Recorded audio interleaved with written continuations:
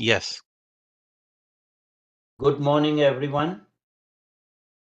My name is Dr. Adityanjee, and we are here for our regular feature, Strategically Speaking with Dr. Adityanjee, the episode 18th. We are fortunate to have with us today, that is Saturday, January 20th, 2024, Dr. Roger Liu, or if I may go by his Chinese name, Qifang Liu. Professor Liu is the Chief Executive Officer and Senior Research Fellow at the Research Institute for Democracy, Society and Emerging Technologies, funded by Taiwan's National Science and Technology Council, the organ governing a national science policy.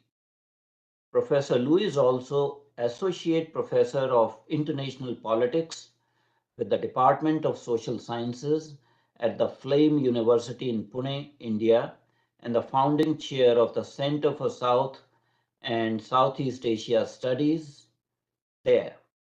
Professor Liu earned his PhD degree in political science from University of South Carolina, and his research areas span political geography, the geopolitics of technology, armed conflicts, great power politics, India in the Indo-Pacific, and politics of China.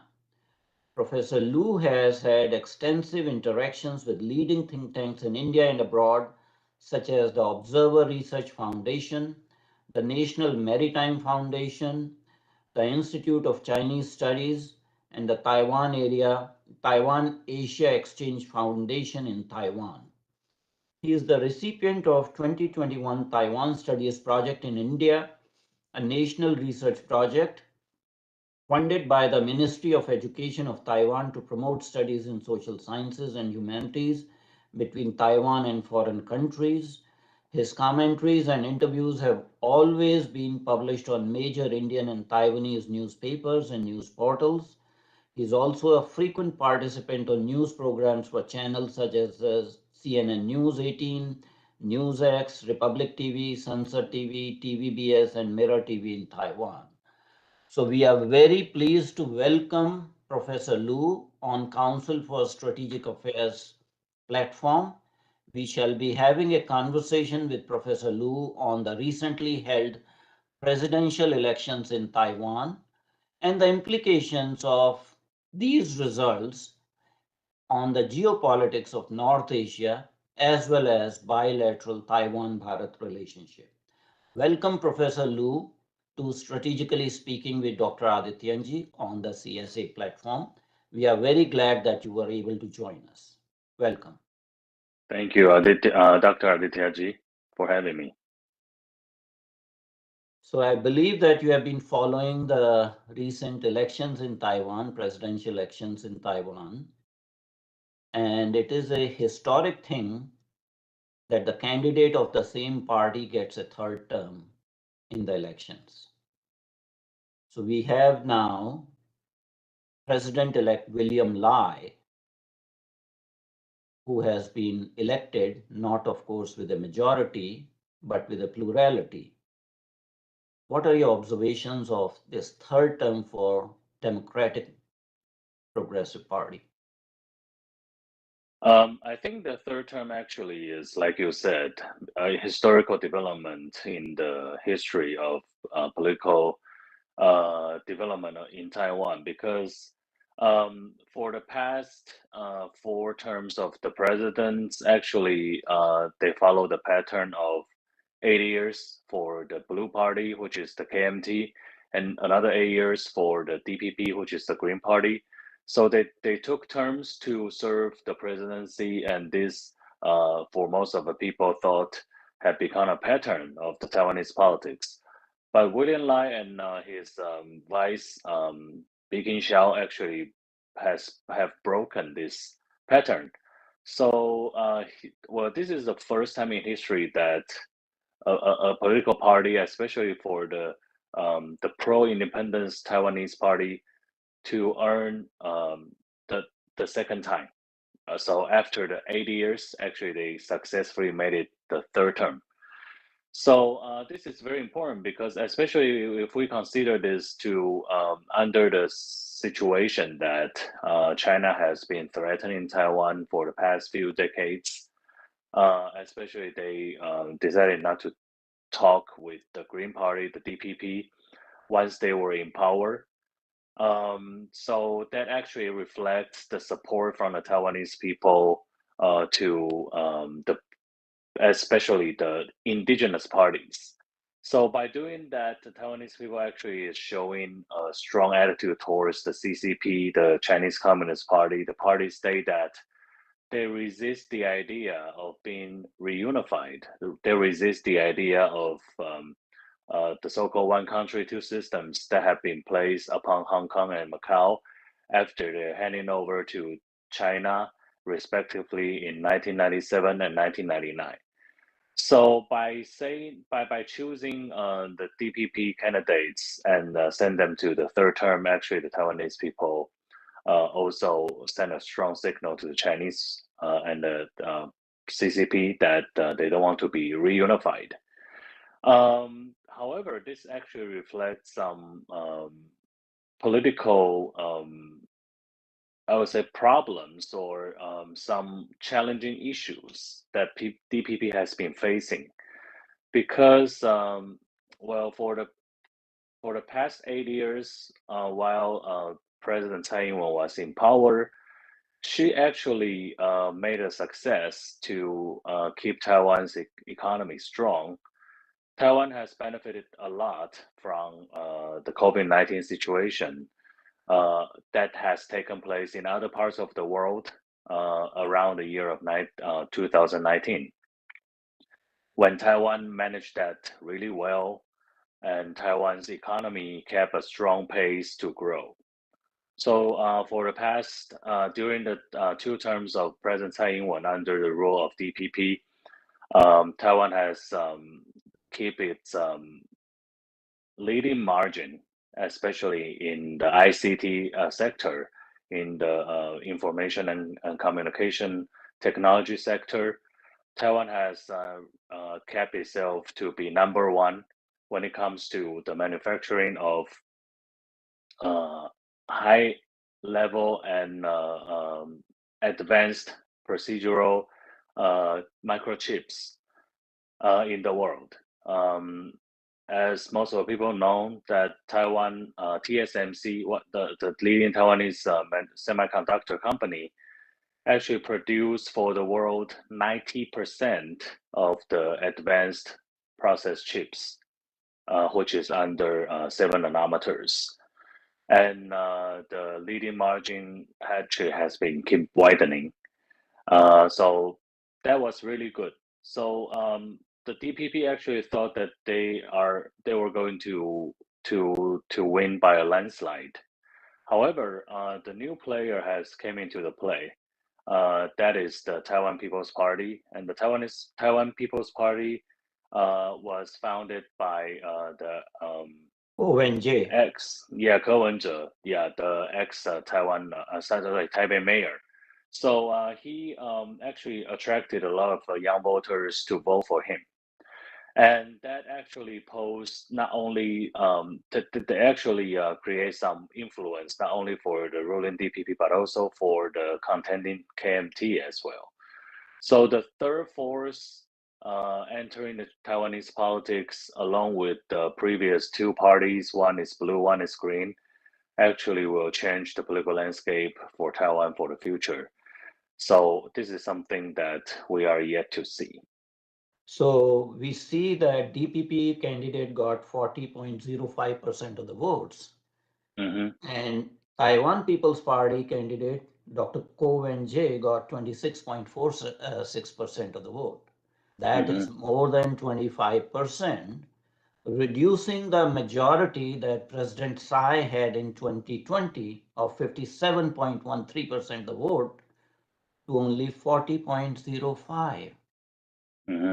So in other words, President-elect Lai Ching-te is not accepted by the majority of Taiwanese population.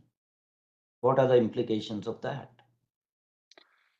Well, judging by the number, you can say that, but it is not the first time that this has taken place. Actually, in the year of 2000, when you have three contenders, um, well, joining the political game, actually, you will have this kind of result. This is very similar to what happened in the year 2000, where the President Chen Shui-bian actually earns about 39% of the vote out of all. So, well, it's very interesting to interpret these numbers because if we just take the number by its face value, we'll find that actually the DPP has not enjoyed the majority support from the people. But well, I would say that this is a political reality of Taiwan. When the people actually, you cannot divide them by very strict party lines, uh, or support China, supporting China versus supporting Taiwan. We cannot divide the people by this line because when the Taiwanese people are making their choice, actually they are considering multiple issues. So those who have voted for Dr. Cohen's TPP party, actually, according to the statistics and investigations, most of them are the young people. So the young people care more about Taiwanese independence, or the so-called the future of Taiwan, because they don't see the future of Taiwan is really threatened. Many people feel that Taiwan would not be attacked by China immediately. So this is, well, for some, this is like a fake issue in politics. So what they care about it more is their salary wages, the affordability of the apartment or flat, or about their job future and the social welfare. And the young people have been seeing the DPP in power for the past 8 years, and many of them actually are growing up with DPP.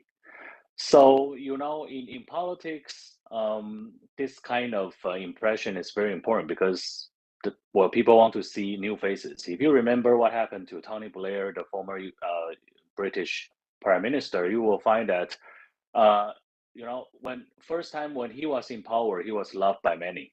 But after 10 years, he becomes someone that nobody loves. So Well, this there's actually always an happens to DPP. Yeah, anti-incumbency feeling that may have set in. There's one right. more unique thing in this election. The vice president-elect, Bi Kim Xiao, she was Mhm. not born in Taiwan. She was born in Japan of a Taiwanese father and American mother. Uh, how does that play? Because in 8 years' time, she might presumably be the presidential candidate of DPP. How would Taiwan handle a presidential candidate or a president who was not born in Taiwan? Well, this is not issue for most of the Taiwan people, I would say, because Big Him Xiao, although you can feel that she, well, of course, ethnically she has a Taiwanese father and an American mother, Caucasian mother, and as she was born in Japan, but she was accepted by most of the Taiwanese as the Taiwanese. Well, there's no difference. She doesn't appear as an American-like political figure. She's like 100% Taiwanese, and she looks like a Taiwanese.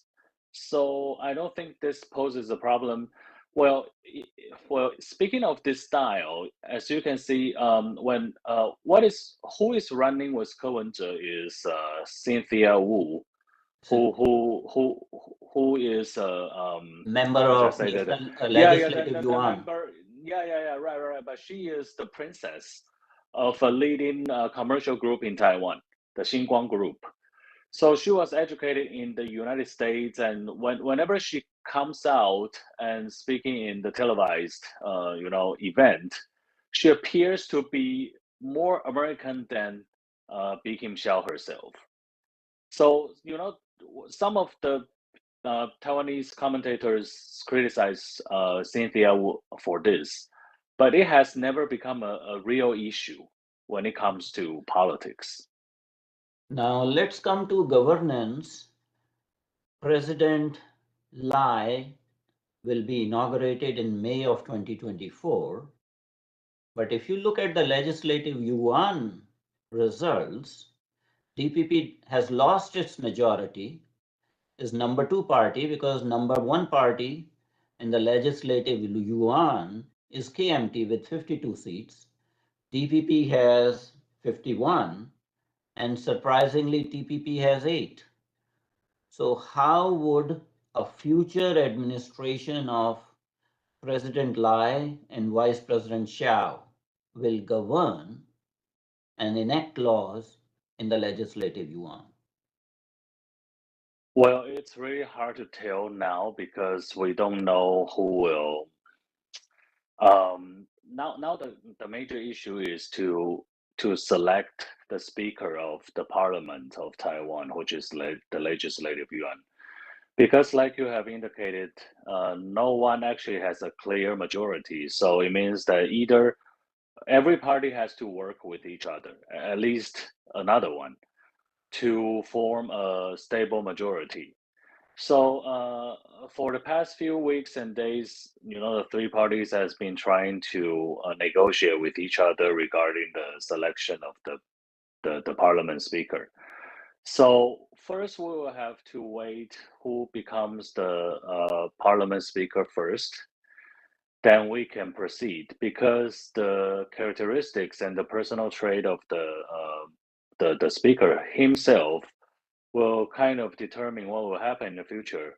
And the one who has the most winning probability will be Han Kuo-yu, the former Kaohsiung mayor who was ousted by the voters after 1 year staying in office.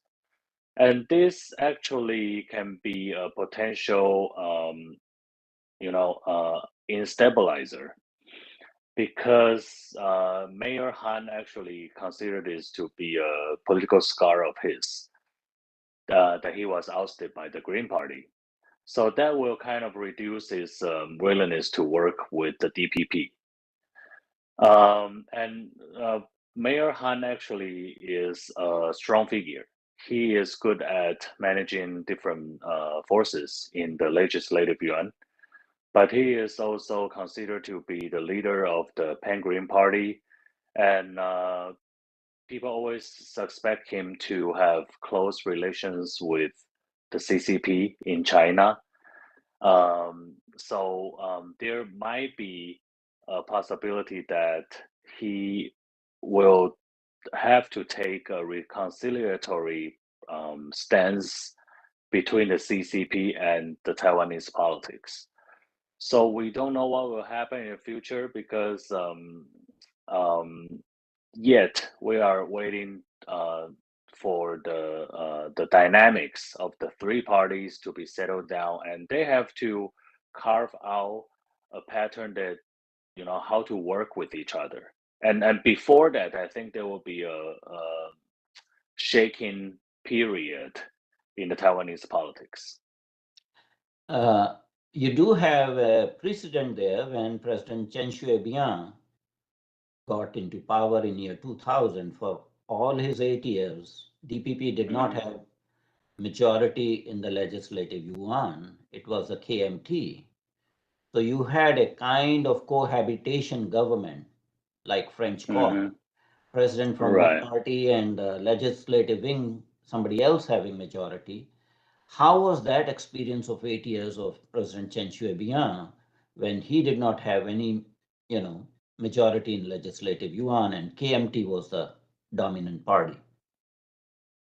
Well, actually, what happened around the year of 2000 is that President Chen wanted to be friendly to the KMT, so he chose retired General Tang Fei, who served in the ROC Air Force, to be the first prime minister or premier.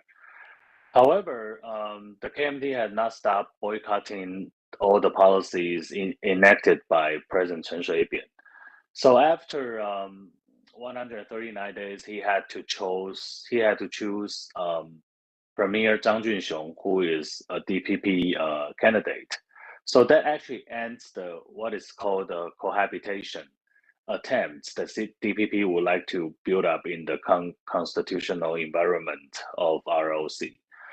So I don't quite think this kind of cohabitation will happen again because actually, well, nobody got the majority. So DPP still have um, some political space that they can manipulate. That's the first thing. The second thing is that actually, for the elects of the parliament members from the KMT, there are some people who might have some, judicial cases that they still have to fight.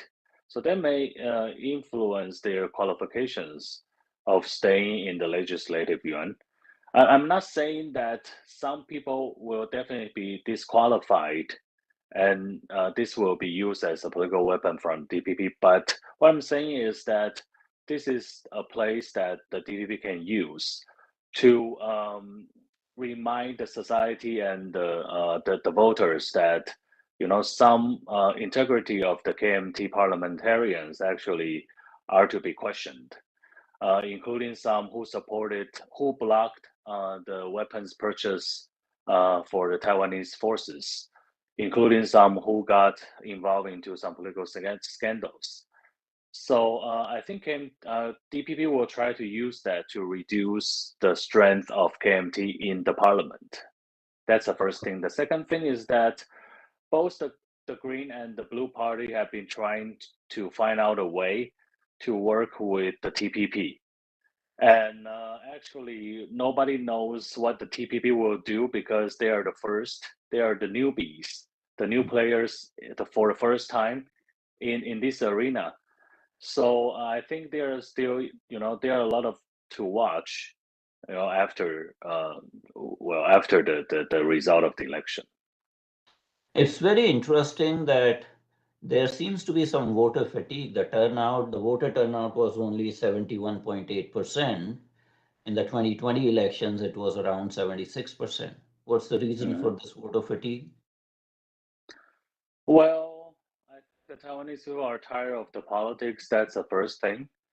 Well, the voter turnout is a very interesting thing to watch. The higher voter turnout actually means the intensification of the issues among different parties.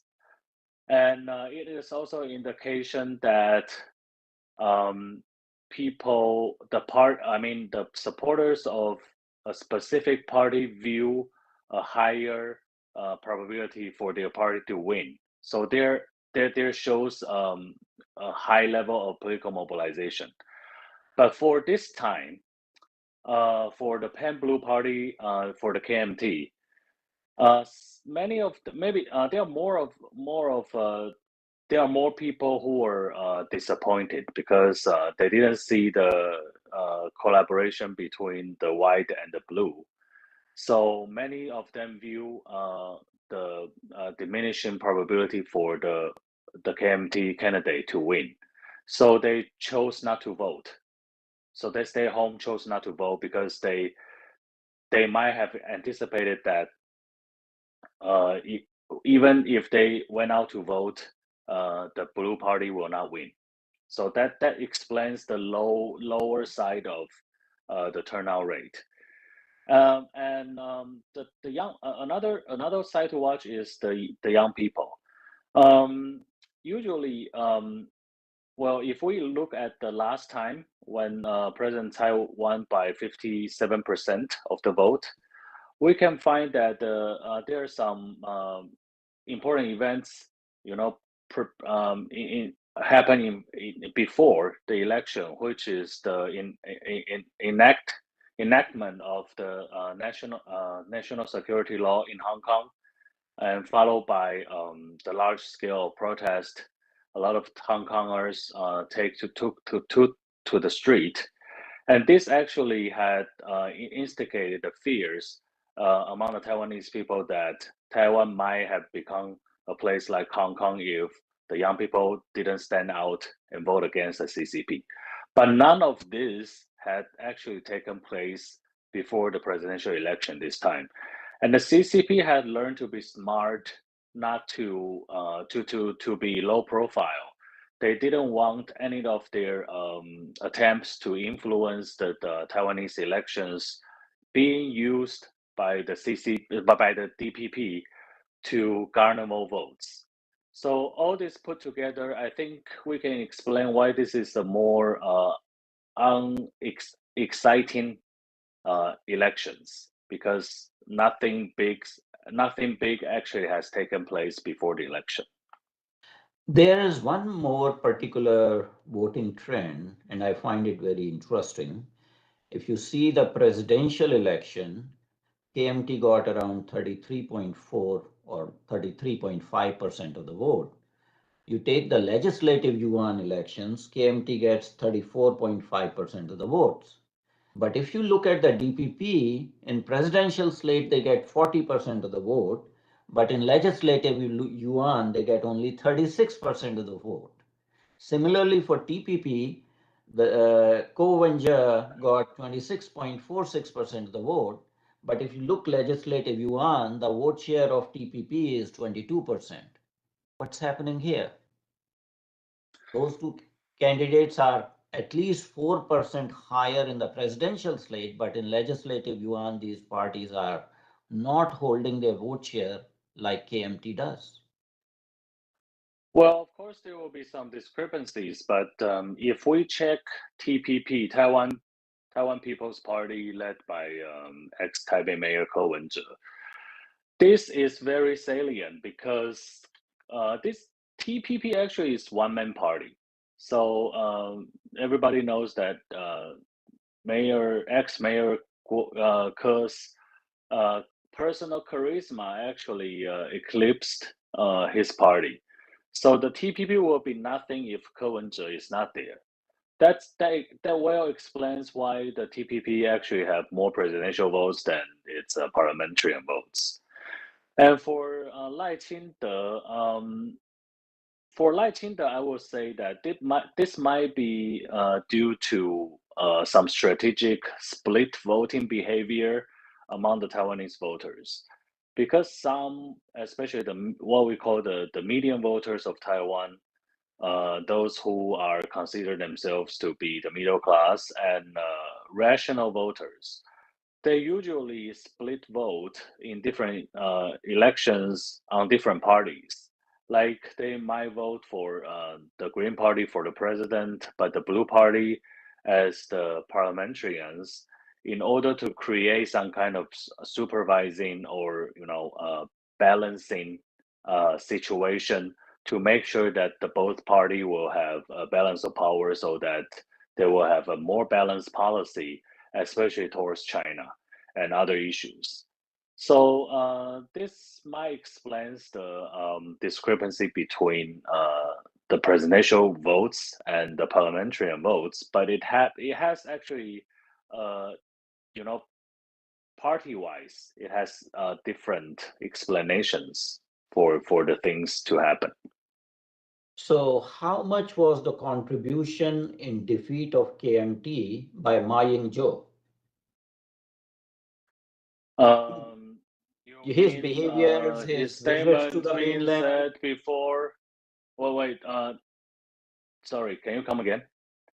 his visit to mainland China last year, his statements almost rationalizing CCP and Xi Jinping.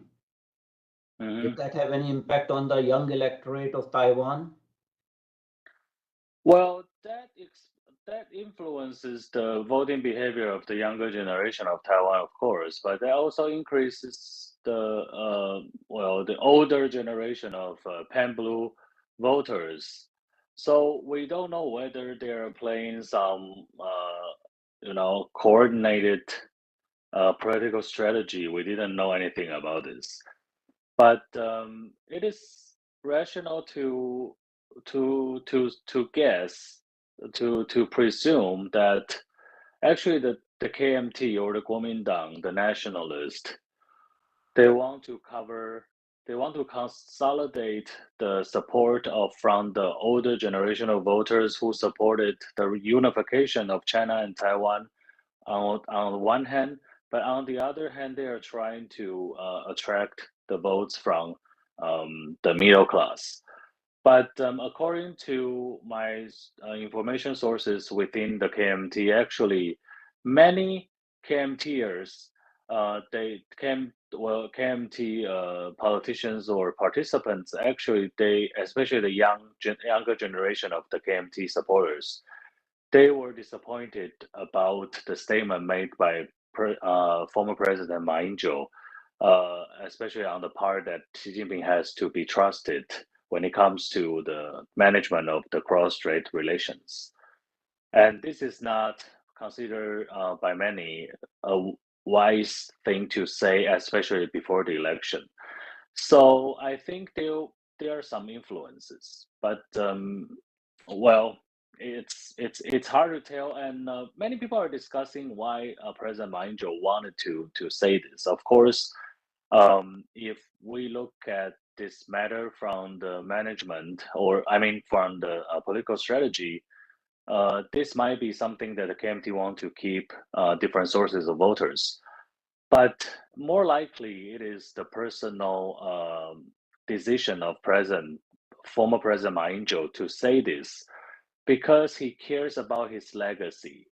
He cares about what he had done, according to himself, to keep Taiwan and China peaceful to each other. Because he had been obsessed with the idea that it was the meeting between him and Xi Jinping of China, the handshake in the year of 2015 in Singapore that has laid down a monumental political development between Taiwan and China, that the leaders of the both parties, the CCP and the KMT, met with each other and talk about the future of the two Chinas. Yeah. So so I think this actually is his personal decision to remind the voters that the peaceful management between Taiwan and China is important than anything at all. So in November of 2023 in San Francisco, on the sidelines of APEC meeting, Xi Jinping had reportedly told President Joe Biden of United States that the reunification of Taiwan with mainland China is historically inevitable. It's going to happen. Nobody can stop it. Keeping that statement in mind, was it politically wise for Ma Ying-jeou to say that he can trust Xi Jinping when everyone Well, is speculating yeah, I know, when but yeah, but according to him, I think what he said originally is that well, Xi Jinping, well, I don't want to overinterpret him, but I think what he tried to say is that Xi Jinping now is the only one in power in the CCP. So if you want to if you want to talk about the relationship between mainland and Taiwan, you will have to go through him. There is nobody else that you can do without, right? So, so this actually constitute the context why he said that the Xi Jinping has to be trusted because there is no one else. I think this is what he tried to say. But the inevitable reunification of Taiwan and China actually is not a new word because when I grow up, we keep listening to this kind of thing. Inevitable means that something will happen in the future, but we don't know when the future will come. So not many people in Taiwan has actually considered this to, seriously. Whenever the CCP politicians say that they are going to unify us and this will happen inevitably. But of course, the timing is different because, like you said, it is in the sidelines that President Xi Jinping actually approached Joe Biden to stress this kind of idea in front of him. So I think he wanted to send out a strong signal to Joe Biden that the CCP actually doesn't want the U.S. to interfere with the Taiwanese election too much, so that they can change the end result of this election. I think it has its tactical meanings. But in the long term, I think when we are interpreting the either the willingness or the actions taken by the CCP, we have to go beyond the words. We have to see what they are doing and what they are going to do. Exactly. Professor Lu, you just said some time ago that this time in this presidential election cycle, CCP kept relatively a low profile. But that's really not true. The Chinese incursions into Taiwanese airspace increased before the elections many folds. CCP was name calling, uh, you know, Lai Ching-te, calling him instigator of war and, subversive and agents of United States or whatever, So it's really not true that CCP kept a cool, low profile prior to the elections. Well, I would say comparatively, they try to keep it low profile because they could have done something bigger. Consider what happened in 1996. Actually, they staged a big show for the Taiwanese people. If you remember, during 1996, when When Taiwanese the people first are time going to direct have, elections the were first time direct elections, presidential elections, after the revision of our constitution. Actually, they have a large scale, invasion like military drill on the other side of the Taiwan Strait, and they actually try to exercise the blockade of the Taiwan Strait. That actually caused the U.S. to send out two carrier carrier battle aircraft groups, carrier. in the vicinity of the Taiwan Strait. So after that, both the U.S., the China, and Taiwan actually they try to conclude and learn a lesson from this event. And what have been learned by the CCP side is that they didn't think that the big show works. So after that, actually, they try to divide it into this salami slicing kind of tactics, trying to break down the big shows into smaller events to keep constant pressure and deterrence against the Taiwanese people, like what they have been doing, the incursion of the aircraft fighters and the ships across the median line of Taiwan Strait or anything like that. So what I'm saying, what I said when I said that they keep relatively low profile is in a comparison of what they have done before. So this time actually they are trying the tactics is like under the table threats. It's like what the gangsters do.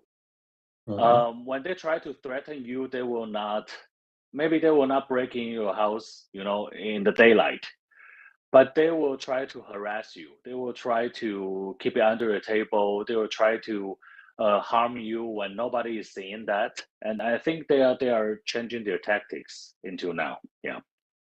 So they are wiser from the previous show of aggression, uh, Mm-hmm. but post elections, CCP was able to stage a diplomatic victory when Nauru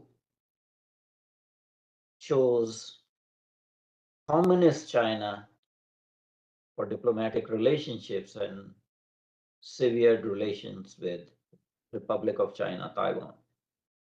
Mm-hmm. Well, it's no surprise that this will happen because this is something, you know, uh, this is, how should I say this? There's some few policy tools that the CCP can still use against Taiwan.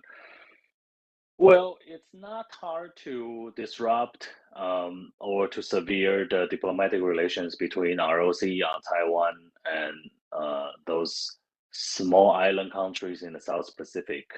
Because these countries are tiny countries, micro countries, and if China is willing to increase the amount of assistance, actually is very easy to be taken away. So I think this is this is a political signal that the CCP have been trying to send to not only Taiwan but also the United States that, well, you cannot be protected. You cannot be protected by the United States. Even the United States cannot keep your diplomatic allies for you. So I think they will be doing that for another country as well, because now only 12 allies, former diplomatic allies, Taiwan has have been left with Taiwan. However, this will have some backlash because if the number of the smaller countries of the Taiwanese ally have been decreasing, this is a risk that the CCP has to run. If you let's imagine that if the number of the Taiwanese allies reduced to almost zero, that the great powers, the big, the bigger countries like the European countries or even the U.S. will consider, maybe they can reconsider the option of elevate or to move up the diplomatic relations with Taiwan. And if this happens, I don't think this is something that the CCP want to see. Well, you're right that these smaller micro island countries are being basically bought off by CCP or Communist China. But on the other hand, there is a different trend. If you know about Lithuania and other Baltic countries, possibly you might develop, diplomatic relations with those three countries, Estonia, Latvia, and Lithuania. You have an opening Right. there. Yeah. Of course, the ROC government on Taiwan has been trying many things that, everything that we can to maintain or to discover new diplomatic relations, de facto, meaningful relations between Taiwan and other countries. Of course, the Baltic states are examples. Somaliland, a new country being created, actually has been considered to be the candidate that the ROC wants to elevate its relations with as well. And we're also trying to get the support from other countries, the EU, the United States, and other countries, especially in the technological front.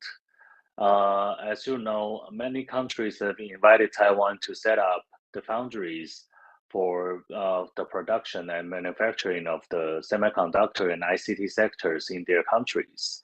And by doing so, actually, Taiwan is leveraging its technological power and use it in the diplomatic aspect. So CCP threw a hissy fit when the new Taiwanese incoming president and vice presidential team was being congratulated either by EU or for that matter Philippines. You know what was the behavior of the CCP spokesperson Mao Ning? How does that reflect on China's international behavior? Well, Insulting the president of Philippines. yeah, from the Chinese perspective, from the CCP's perspective, it's no surprise that they are doing that because they try to suppress the international status of Taiwan. And in international law, you have to, make everything fait accompli. You have to respond to this kind of incursions or challenges of status quo from the CCP perspective, so that new development or the attempt to change the status quo will not happen. So that's why they keep doing that. And the reason why they choose Philippines actually has another strategic meaning because let's talk about what happened around South China Sea for the past few decades.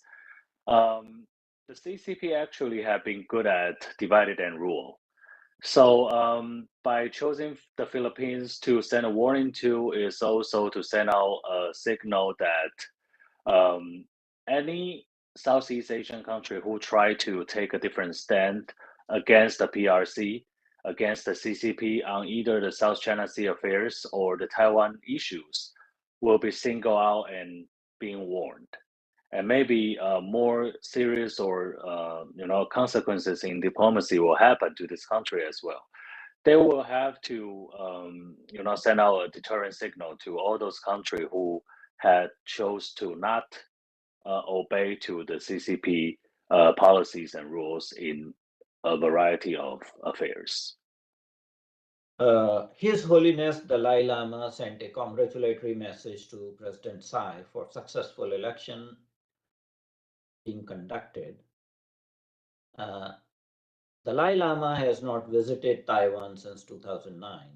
Is there a possibility under the last few remaining months of President Tsai for her administration to invite His Holiness Dalai Lama for a visit to Taiwan? Well, I think for this to happen, an important factor is, of course, His Holiness' health situation, because His Holiness Dalai Lama has expressed in different occasions that he has a concern of his health situation. So, which makes it really difficult for him to visit Taiwan personally. So I think as the time goes by, actually, we have to consider this. This is the first thing. And the second thing, actually, is the timing of his visit for now, because we anticipated that the CCP and the CCP PRC parties, they will do something, either diplomatically, militarily, or politically, to influence the changing or the transformation of the governance and the government between Tsai Ing-wen administration and the Lai Ching-te administration. So the major players in this region, including the U.S., Japan, EU countries, and others, they all anticipate Taiwan to take a more low-profile stance. So, if His Holiness can visit this time, of course, this is a very encouraging, either a political gesture or the people-to-people relationship. However, I don't think between now and the May 20th, the visit by His Holiness will be very likely. Okay. As you know that in mainland, CCP is persecuting and actually doing atrocities on the followers of Falun Dafa in a very systematic manner with organ harvesting, from the leaders and followers of Falun Dafa. What is the stance of Taiwanese people when you hear this kind of human rights violations vis-a-vis Chinese assurances, whether it is one country, two systems, or Xi Jinping can be trusted, or, Taiwanese are our brothers, it's only a few split instigators. When you see a mass persecution of a religious, group in that country, what is the opinion of Taiwanese citizens? Can you believe what they say? Well, I think 90% of the Taiwanese citizens or voters don't buy the idea of either one country, two system, or other promises, quote unquote, that have been made by the CCP leaders that they will be treated as the same, even reunification happens in Taiwan. Of course, Taiwanese people, most of the Taiwanese, a majority at least of the Taiwanese people know very well what the CCP have been doing to their people, including what you said, the prosecution of the Falun Gong members in China, the harvesting of the organs. Of course, this has been talked about in the previous elections as well. However, well, I think most of the Taiwanese people resist the idea that the CCP will rule over them one day. So there's a very few true supporters of the CCP to come here and unify Taiwan. Very few of them.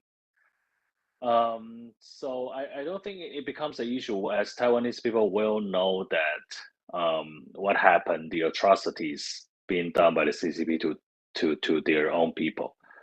But the problem is that there's little that the Taiwanese people can do from this side. Of course, you can see that some people actually supported the Falun Gong people or the Xinjiang Uyghur people. Of course, there are a lot of civil society groups who have been, organizing, mobilizing, keep reminding the Taiwanese people what's happening on the vast mainland of China. So I think the Taiwanese society has awareness of that. But the key issue is how to stop China from, entering the political arena, how to stop China from, further influencing the Taiwanese politics, society, and the economy. And this is something that the Taiwanese people have to learn to do. There is some talk in the West that possible timeline for Taiwanese invasion by CCP per Xi Jinping's calculations is 2027.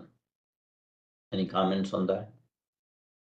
Well, 2027 is the 100th anniversary of the PLA, but they are running the risk of failure. If they fail, they will put a big splash or the slap on the PLA. And of course, the possibility of the invasion is looming large, especially for the past few years when the CCP have been trying to, the PLA have been trying to develop their own military muscles by either purchasing or producing more weapons. However, we don't know exactly the timing when they are going to invade.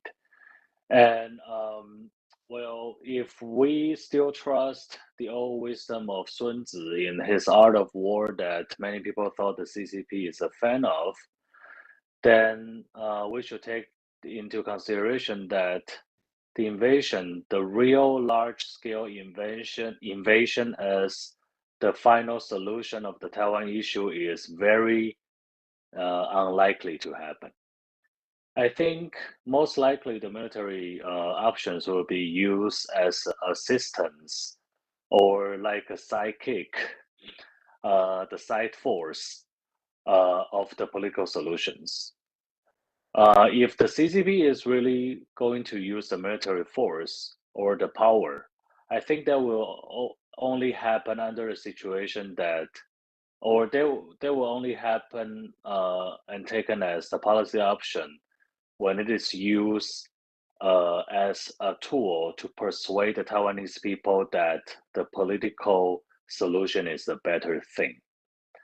Say, for example, the CCP, it's more likely that the CCP will occupy one of the offshore islands farther away from the Taiwanese control, kidnap some of either the soldiers or the coast guards or the workers from the island and take them back to Beijing and make them confess on the TV, try to persuade the Taiwanese people or to reduce the legitimacy of the Taiwanese government by this kind of means. Because to have a successful large invasion of Taiwan actually is very hard, very difficult.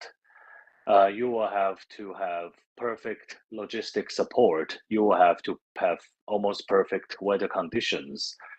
And we have to remember that in the not very long history of PLA, they have not staged a successful attack like that across a strait of Taiwan. And if we consider in the long history between Taiwan and China, whenever Taiwan was subdued or conquered by China, there always have been the collaborators, which means the castle, the fortress has to be crumbled from the inside. Okay. There has to be someone who helped the CCP from the inside. You have said that rightly. Under Taiwan's Relations Act, United States government is committed to transfer advanced weaponry to Taiwan for security, safety, and maintaining the sovereignty of Taiwan. However, there has been some delay in arms transfer. There's a back order of $10 billion worth of equipment that is not being done for whatever reasons. What is your comments on that? Why US is behaving like this? Well, I will not single out this as the salient issue between Taiwan and the United States because for the past, especially for the past 10 years, we can see the elevation of the diplomatic and security relations between Taiwan and US, especially the way that Taiwan has been mentioned in the NDAA. And the US actually has taken practical steps to enhance the self-defense capability of Taiwan, including the dispatch of military officials here in Taiwan, including the direct instruction of the Taiwanese defense strategies, and all these things we see have been happening on the island of Taiwan for the past few decades. So I don't think we should not view this as a regression between the defense relationship between US and Taiwan. And I think, but the US actually has its concerns because, well, the major reason why the US have been kind of reluctant to transfer directly the most advanced weapon to Taiwan is because they are afraid that some people considered to be collaborators of the CCP or sympathizers of CCP, especially in the Taiwanese military, will transfer or pass this kind of technology to CCP. So I think the US try to control the whole situation by keep the most advanced weapon in its hands, and it will be delivered to Taiwan when the timing comes.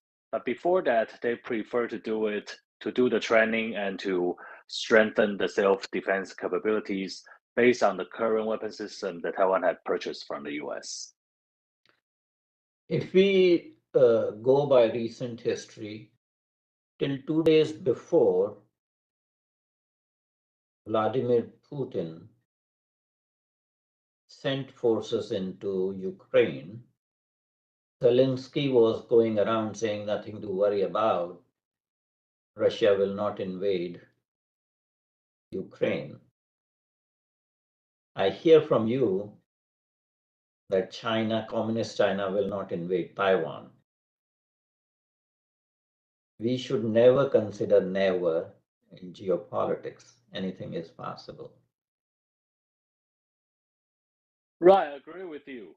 I agree with you, but we should not forget about the difference in geography because it's never easy for them to send the occupying forces across the strait.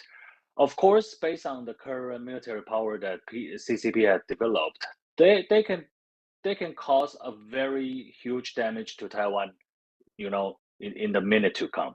If they decided to shield Taiwan to fire the missiles or the rocket to Taiwan, they can cause a lot of damage. But there is no reason for them to do that. Putin has been a war president. He has been very good at using war to promote his own political status. That has been proven in the case of Chechnya. That have been proven in other Georgia and other places. And this time it's Ukraine. And the Ukraine war, we should not forget, it has been fought since 2014. So it didn't happen, in the blink of an eye or over one night. But in Taiwan, actually, it's a different story. So, well, for Putin, he can place his tank armor unit or brigades, across. I mean, along the border between Russia and Ukraine, and he can decide whether to drive in or to push out, right? But if you consider what happened during the in the Taiwan Strait case, it's hard. They have to put their forces on the other side of the strait, and whenever they are trying to cross the strait, it will be discovered by the satellites, by a variety of satellites from the US, from the EU, from Taiwan, from all parts of the world that they're staging an attack. So the whole story will be different. But like I said, they might turn this kind of incursion into a smaller scale of skirmish to trying to with the attempt or intention to at least harass the determination of the Taiwanese people, and this is something that is more likely to happen. With that, we thank you very much indeed, Professor Roger Liu, for coming on our platform. It was a pleasure to discuss with you the recent Taiwanese elections and its impact on the regional geopolitics of Northeast Asia. We hope that you will continue to come on our platform. There are a lot of things we have not been able to discuss because of shortage of time. We are already 1 minute above the time. My heartiest thanks and my congratulations to Taiwanese people. As a person of origin from India, I send congratulatory message to President-elect Lai Ching-te from the people of India. Thank you very much indeed. Thank you very much, Dr. Adityanjee, and I'm looking forward to further conversation with you on different matters. Thank you very much indeed. We will end Thank this you. session.